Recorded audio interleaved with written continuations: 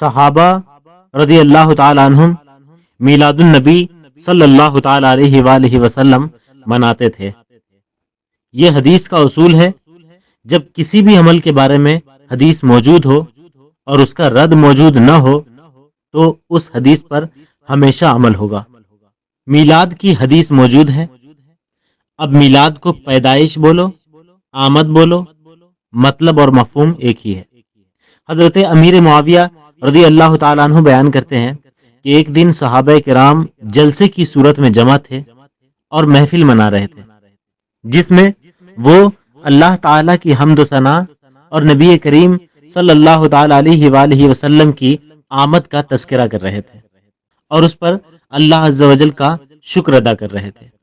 تو سرکار دو عالم صلی اللہ تعالیٰ علیہ وآلہ وسلم جب اس محفل میں تشریف لائے تو اس کو بہت پسند فرمایا اور صحابہ کرام کو بشارت دی کہ اس محفل میں حضرت جبرائیل علیہ السلام نے مجھے خبر دی کہ اللہ عز و جل تمہاری اس محفل پر فرشتوں میں فخر فرما رہا ہے۔